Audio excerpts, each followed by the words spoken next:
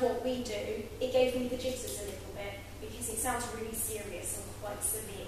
And actually, it's not necessarily, when we talk about mental health, we're not necessarily talking about stuff that's really high up that spectrum. It's not necessarily schizophrenia and some of those, other more severe illnesses. Actually, things like building confidence, installing self-esteem, making sure that people are motivated, all of those fall under the umbrella of mental health stuff as well. So that's how we fit in with that particular terminology.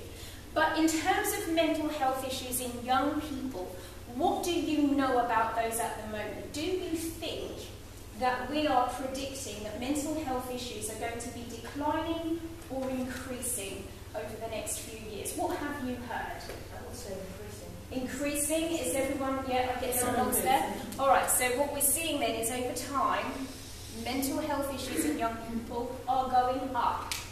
But what do you know about the provision of services? And by provision of services, I mean the services that are out there to offer help to those young people. Is that going up in parallel? No, it's going down. So what we've got happening here is a gap. We've got a great big shortfall there. And the thing with that massive shortfall is ultimately that's not good news, that's bad news. However, for us as private services and providers of assistance for young people with mental health issues, this is something that actually we now fit into this gap, because we're able to offer a timely service. Is there anyone here that's heard of a service called CAMS in the past? Just some hands? Yeah? Okay, so for those of you that haven't, it stands for Child and Adult Mental Health Services. And it's the kind of assistance that you might get if you were to go to your doctor. They may refer you on to someone from the CAMS team that might be, say, a CBT specialist, maybe a psychologist, something along those lines. Now, those services are currently chock-a-block. They're really rammed, and they're not able to see people, in some cases, for up to 18 months. We've just opened a new premises for our business, which means that we have a high street presence now. And we've got people coming in off the street saying, well, what can you do for me? I've been on the CAMS waiting list for 6 months, 12 months, 18 months in some cases. So these young people that are really looking for help, they can't wait that long, whereas we can see someone next week. So this is how we start fitting into this spectrum. Now, what we're also going to look at and take into consideration is the fact that we think that mental health issues are going to be on the increase, but we don't know that for certain. Anything can happen in life, right? We don't know what's going to happen tomorrow. Maybe we've got it wrong. So let's say it is true. Mental health issues in young people is on the increase, but we decide to take some action against it. What would be the implications of that? What's going to be the knock-on effect ecologically?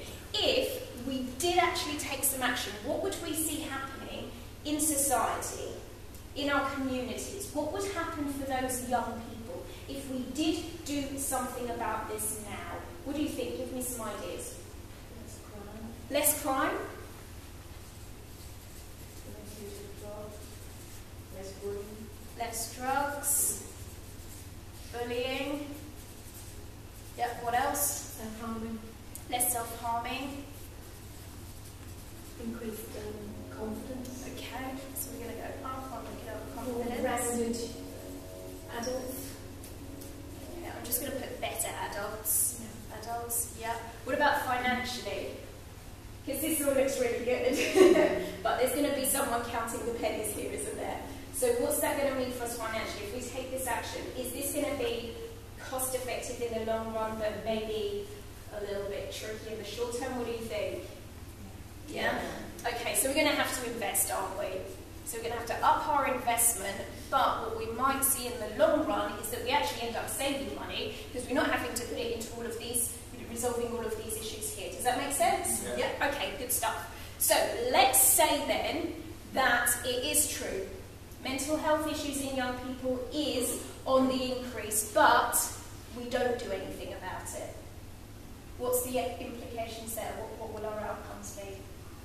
Exactly the opposite of everything. The opposite of all of this stuff. So might we see an increase in crime? Would we see an increase in perhaps drug and alcoholism? amongst young people? Okay. What about bullying? Yeah. More people in prison. What was that, sorry? I said more people in prison. More people in prison, so we're going to have to up the prison services, which is obviously going to, that's quite big cost implications for that one, right? Okay. Mental health issues. More mental health issues.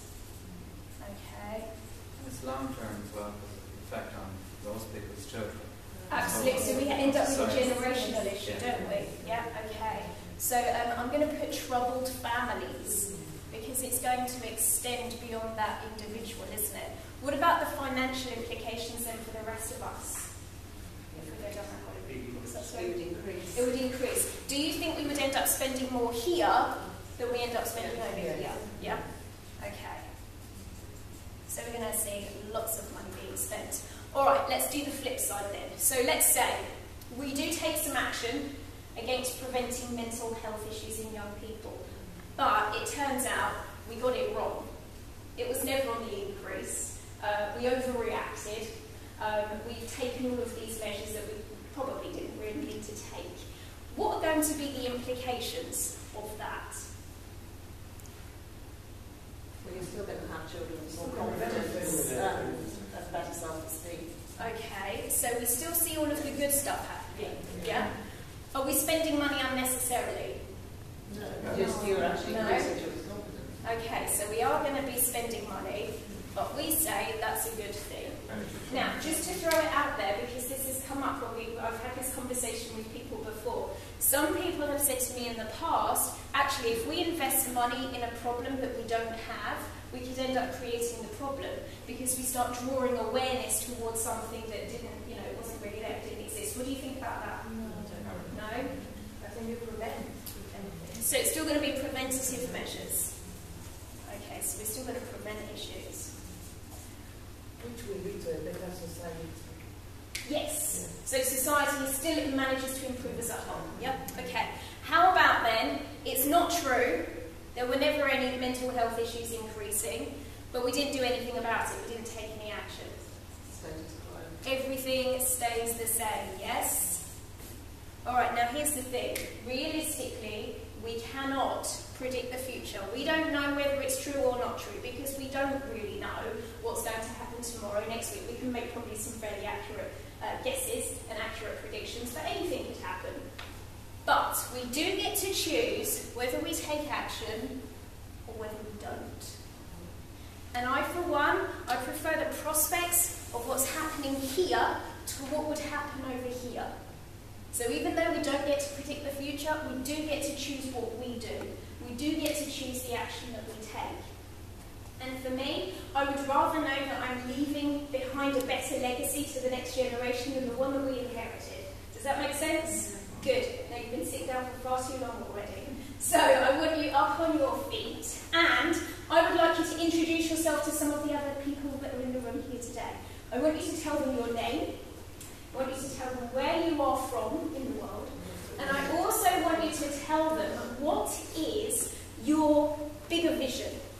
What is your big game that you're playing? What's your reason for being here today? We've got our one up here. I wish they taught this stuff in schools.